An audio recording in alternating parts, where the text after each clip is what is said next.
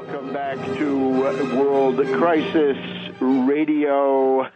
Webster, Tarpley here in Washington, D.C. So, currency wars and tremendous instability in the international system.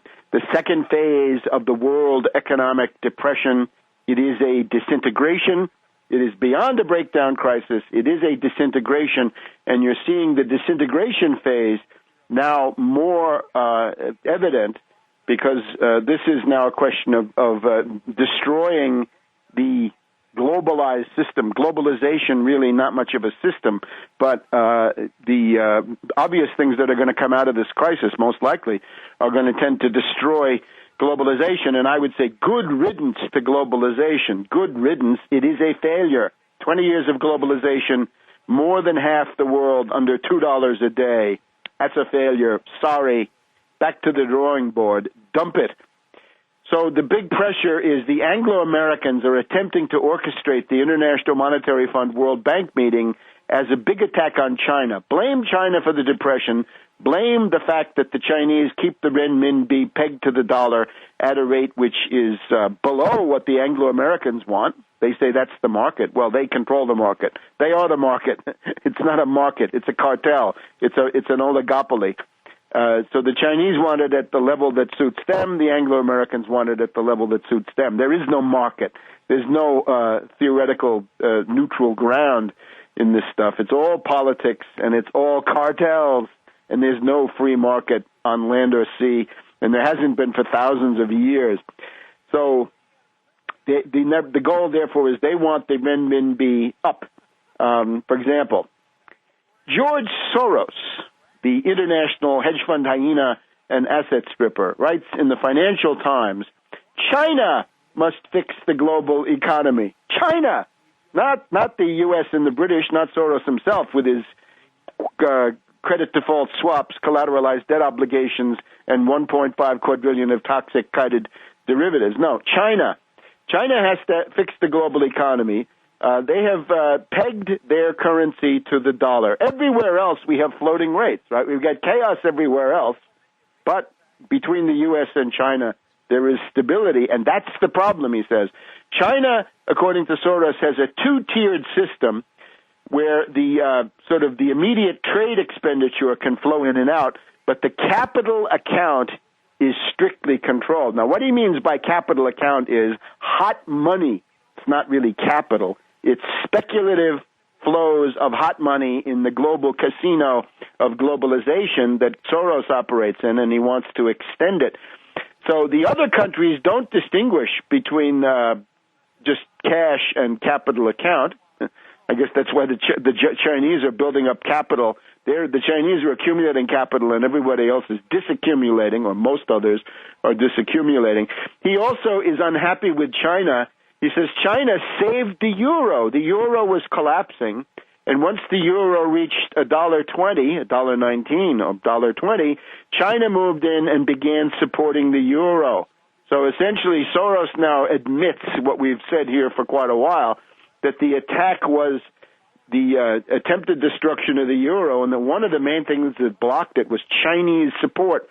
That was when the British said, what's wrong with our bloody derivatives today? They're not working against the Chinese, imitating Admiral Beatty at the Battle of Jutland in May of 1916. Soros is afraid of capital controls. That should recommend capital controls to any thinking person. So the idea is gang up on China, and you've got all of them ganging up on China. You've got the European Union has had a mission negotiating with China about the Chinese currency rate. This is led by Jean-Claude Junckers of Luxembourg, and no deal, no agreement. After meeting with the Chinese officials, this Junckers says, we have no agreement on currencies. We say that the renminbi is very seriously undervalued, so we have a divergence on this issue. Geithner again calling on everybody to be flexible and have market-oriented rates. In other words, the rates that the U.S. and the British financiers can impose. That's them because they control the market, of course, the way things are in this current system. So you've got Geithner, Junkers, Strauss-Kahn, Trichet of the European Central Bank, Olli Rehn, the monetary authority of the European Union, all demanding that China radically raise the price of their currency. And the Chinese are saying, boo-sure, no, we're not doing it. Now, the other thing that complicates all this, we've seen that the Japanese are doing their own unilateral intervention to try to protect their currency. They don't want it to go too high. Who else is protecting their currency? Well, Thailand and India are speaking up. They are not happy. They say that there's tremendous amounts of hot money coming into their economies. This is largely from the U.S., where the interest rates are 0%, from the European Union, the EU, where it's also just about 0%, and some of it might come from Japan, although not so much these days, where interest rates are also very, very low. But Thailand and India say, we're sick and tired of this speculative hot money coming in.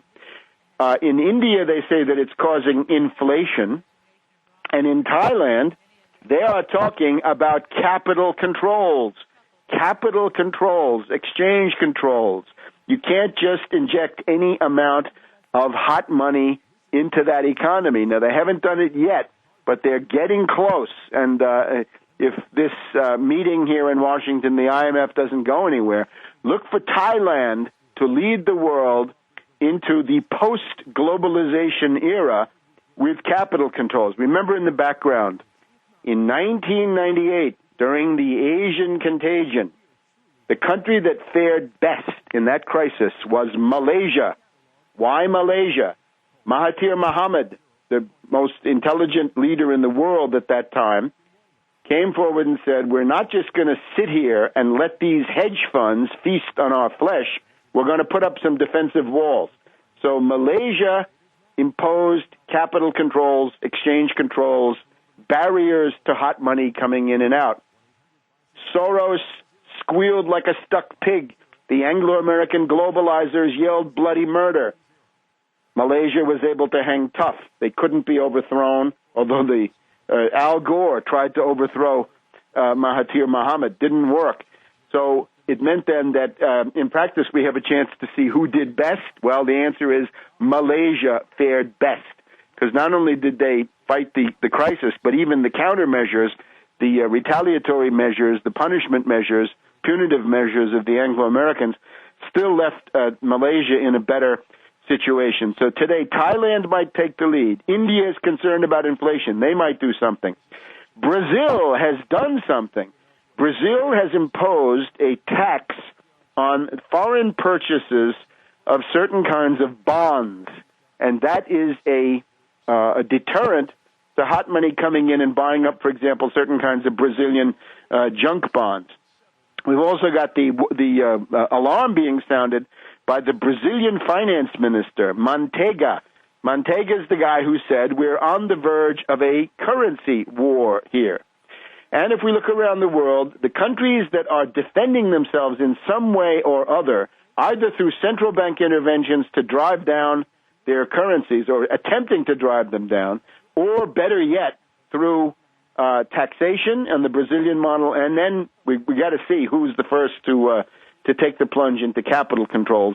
The ones that are trying to defend themselves: Japan, Korea, Brazil, Colombia, Korea, South Korea, Republic of Korea. Switzerland has defended itself to some extent, and there are undoubtedly others. The entire model of globalization is in crisis, and we'll be back in a minute.